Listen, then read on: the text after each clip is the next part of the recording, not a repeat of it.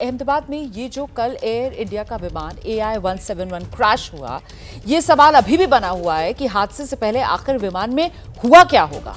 ABP news आपको आसान भाषा में अब यही समझाने की कोशिश कर रहा है।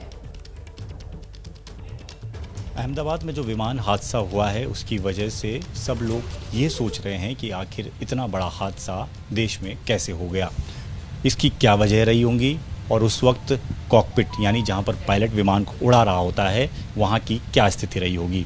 कुछ इसी को समझने के लिए इस वक्त हम एक पायलट ट्रेनिंग इंस्टीट्यूट में मौजूद हैं, जहां पर हम एक्सपर्ट से समझने की कोशिश करेंगे कि ये जो सिमुलेटर है जिसे कॉकपिट की तरह दर्शाया जाता है, जो एक तरीके से कॉकपिट की तरह ही होता है, जहाँ पर पायलट ट्रेनिंग लेते हैं विमान को उड़ाने की, वहाँ की क्या स्थिति रहती है और किस तरीके से विमान को उड़ाया जाता है। ये आप देख रहे हैं कि दोनों पायलट जो हैं वो अपनी अपनी सीट पर मौजूद हैं और आप देख रहे हो किस तरीके से विमान को उड़ा रहे हैं। इस वक्त की जो सिचुएशन हमें बताई गई है वो ये बताई गई है कि इस वक्त प्लेन का एक इंजन जो है वो फेल हो गया है और सिर्फ सिंगल इंजन पर इस वक्त प्लेन जो है वो पायलट उड़ा रहे हैं।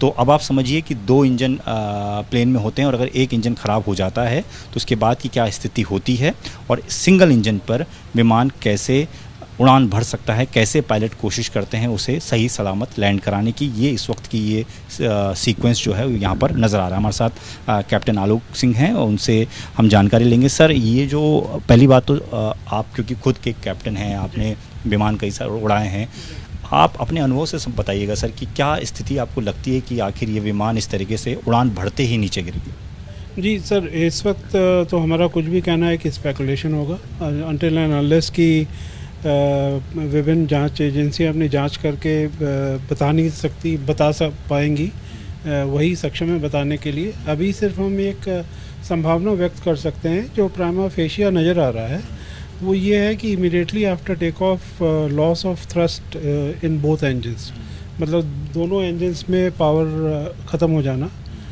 उसके कई कारण हो सकते हैं, तकनीकी कारण हो सकते हैं, फ्यूल स्टारवेशन हो सकता है और बर्ड स्ट्राइक हो सकती है और भी कई तरह के रीज़न, ह्यूमन एरर भी हो सकता है, कई तरह के रीज़न हो सकते हैं। तो सिर्फ हम एक स्पेकुलेशन कर सकते हैं।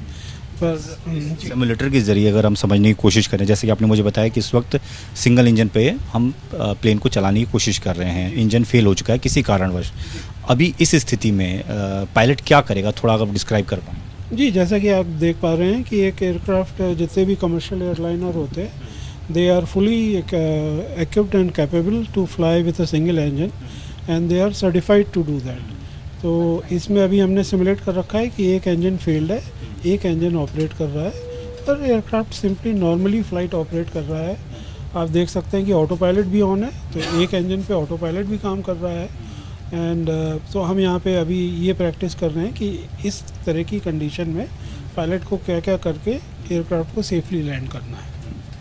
जहाँ तक सर थ्रस्ट की बात है, थ्रस्ट कम होना या ज़्यादा होना की क्या स्थिति बनती है और ये थ्रस्ट कितनी बड़ी वजह आपको लगती है कि अगर ये घटना हुई है। Thrust is basically simply like आपका पावर लीवर्स होते हैं आपके, जैसे आप गाड़ी चलाते हैं तो आपका एक्सेलरेटर होता है, तो आप जितना ये बीच में जो दो लीवर देख रहे हैं जिन पे कि अभी हाथ है, तो ये थ्रस्ट लीवर्स हैं दोनों इंजन के।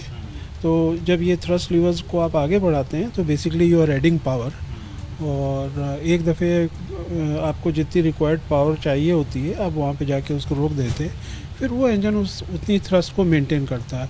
और आजकल के नए आधुनिक सारे ये एयरक्राफ्ट हैं, इसमें ऑटोमेटिक थ्रस्ट होता है, तो एक दफ़े आप एक पर्टिकुलर कंडीशन पे ले आके रख देते हैं, फिर एयरक्राफ्ट के वेरियस कंप्यूटर्स जो होते हैं फेडेक, वो अपने आप उसको कंट्रोल करते हैं थ्रस्ट को।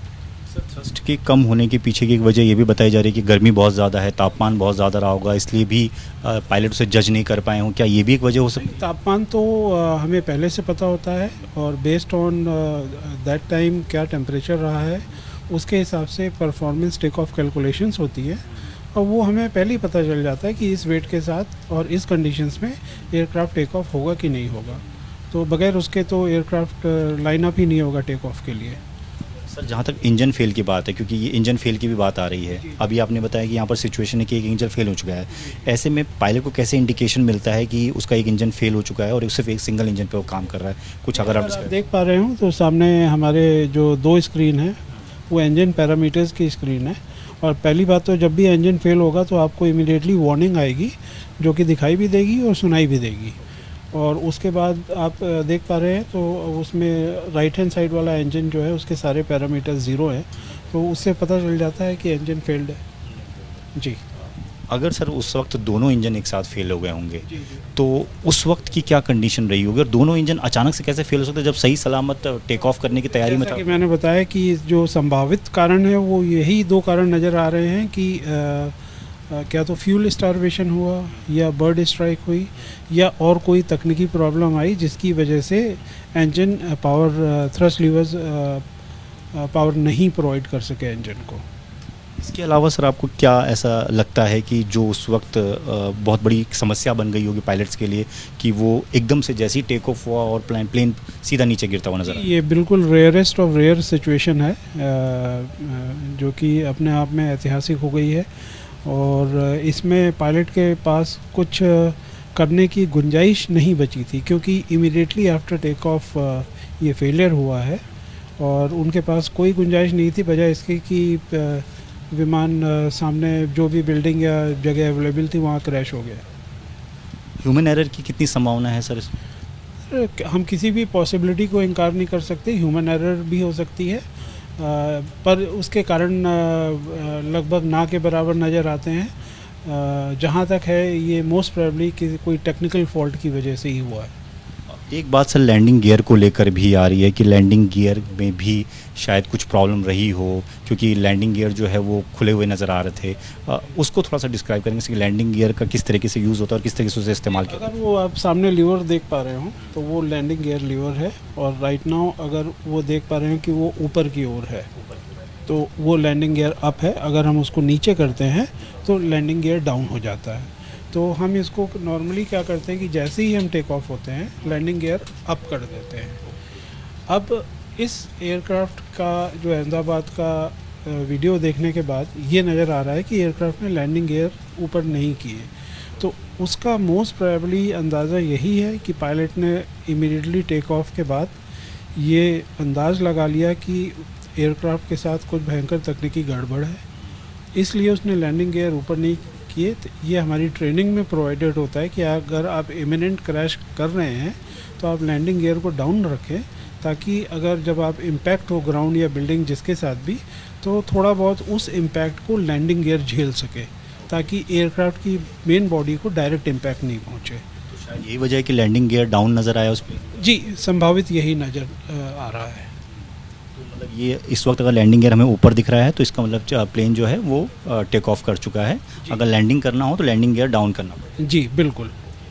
इसके अलावा सर एक सवाल ये भी कि रोटेशन को लेकर भी लोगों के मन में सवाल था कि रोटेशन में भी क्या कोई दिक्कत रही है? रोटेशन किस हिसाब से जो रखना चाहिए और रखा गया नहीं रखा गया? रोटेशन स्पीड तो हमारे जो परफॉर्मेंस कैलकुलेशंस होती है उसमें डिसाइड होता है। जैसा कि मैंने बताया कि बाहर का टेम्परेचर क्या है, एयरक्राफ्ट का वेट क्या है, और वो सारी चीज़ें कंसीडर करके हम कैलकुलेट करते हैं कि हमारी टेक ऑफ स्पीड क्या होगी।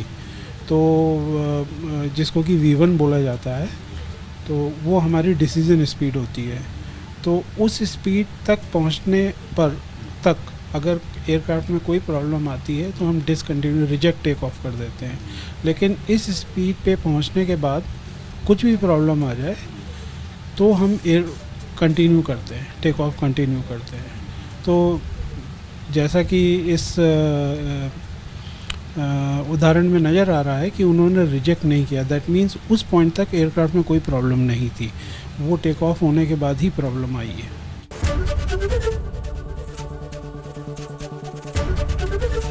ABP गंगा, खबर आपकी, जुबान आपकी।